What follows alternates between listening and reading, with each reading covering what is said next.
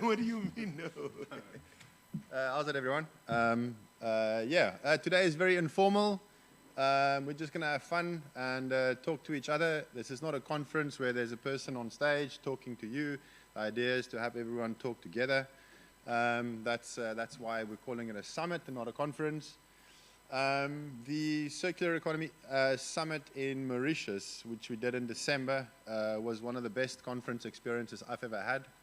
It felt like I got a huge amount of value out of it, and it was different. It was a smaller group of people, like what we have here today, with the focus obviously on circular economies. I am a little bit biased, but I do think that circular economies are kind of like where the rubber hits the road in terms of Bitcoin adoption. I put up a piece on X and Noster, I think it was yesterday or the day before yesterday, where I wrote down a bunch of thoughts from the last couple of years just on how this whole thing fits together. And I do think that circular economies have a very important role to play in how we move forward and how we get adoption out to the masses. But there is sometimes a little bit of a misunderstanding where people think that circular economies is the way that we're going to onboard millions of people, and that's not necessarily what they're there for. I see them as a sort of a proof of concept. People come to visit circular economies, and I mean, I've seen people have life-changing experiences in Witsand and in Bitcoin Ekasi, and we don't have to onboard 1,000 merchants. We don't have to have 10,000 people using Bitcoin every day in those circular economies for people to come there and have a life-changing experience. But what we do have to do is we have to build something very real in those circular economies. We can't just, take videos of transactions taking place and post it online and go, oh, well, this is what it's all about. It's way more than that. There has to be a lot of substance behind it. There has to be a lot of education behind it. The education sometimes looks very different because quite often you're dealing with people who don't have time or the ability to go out and study Bitcoin for 5 years before they are fully on board. So the education looks a bit different.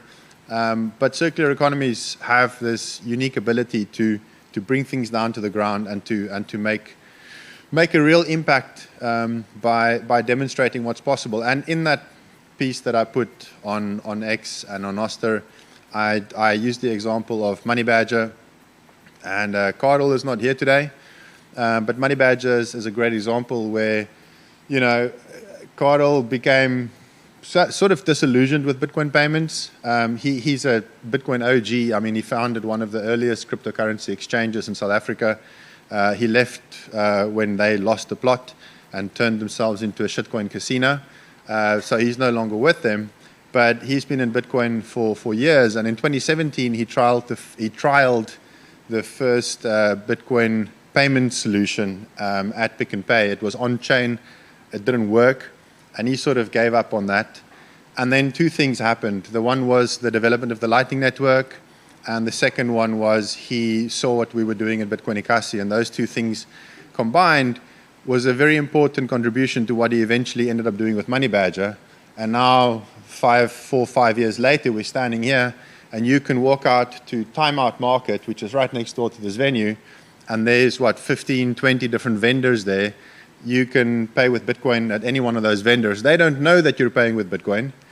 They're receiving fiat on their end. You don't have to explain Bitcoin to them. But I had a stake there yesterday. I opened my Blink wallet. I paid, and it was a normal payment, as if I was paying the guy with a credit card.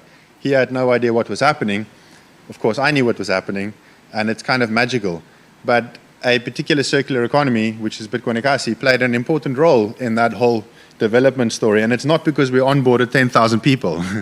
It was just because we built a very small but a very solid example of what can be. And so this is the point of the summit, is that we need more of those examples. We need one in every country, in every province. I don't think we need 1 million circular economies.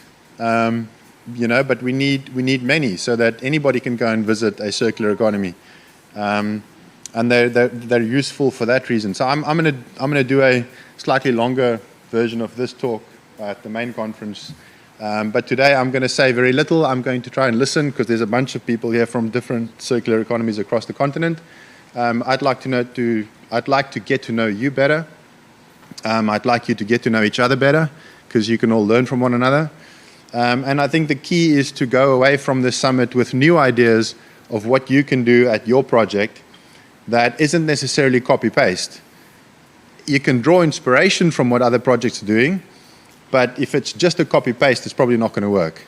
There's got to be something unique to it. There's got to be something different to it, because every location is obviously different. So yeah, let's try and keep it fun. Let's try and keep it informal. This is obviously also a test run. We're trying it out, and then hopefully next year at Adopting Bitcoin Cape Town 2027, we can do a much bigger version of this, because if it's up to me, then I would like to elevate circular economies right up there.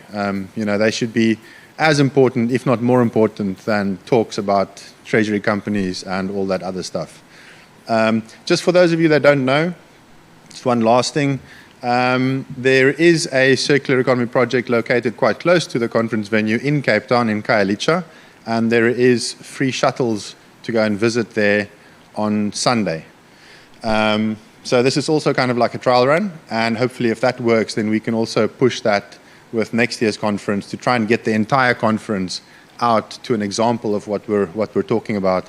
And this is the last thing I'll say, because that was perhaps the most powerful experience I ever had at a Bitcoin conference, was in 2022 when I went to Adopting Bitcoin in El Salvador. The day after the conference finished, what they did was they put the entire conference on buses and they drove everybody down to El Zonte, which is where Bitcoin Beach was located. And it was kind of funny, because the conference venue is this nice air-conditioned place. San Salvador is a little bit higher up. There's some elevation. It's not that hot. Everybody was looking very nice and pretty, like you are looking right now. And then the day after the conference, we get down to El Zonte, and it's humid as fuck. And everybody is dripping with sweat. And all the nice T-shirts are totally ruined, and then nobody's trying to pretend anymore that they're, not sweating. It's just, yeah. And it's sort of, and then you walk around and you make Bitcoin transactions. You're like, oh, yeah, this is kind of what we were talking about, at the conference. We bring stuff down to reality. So that's very much what I would like Adopting Bitcoin Cape Town to be as an entire conference, not just a summit, is to make the entire conference very real. Because that's obviously one of the big problems that there is, obviously not just in crypto, but also in Bitcoin. I mean, in Bitcoin, people also tend to fall for hype, and a post gets 1 million likes on Twitter or whatever, and then there's not always substance behind it. So the most important thing for me is, when you're doing something or talking about something, is there substance behind it? Is it real? Because if it's not real, then there's no real point talking about it. Go out there, build it, make it real, and then come back and then let's talk about it. So anyway, with that, I don't want to say too much. We're going to head straight into the schedule. Thanks, guys.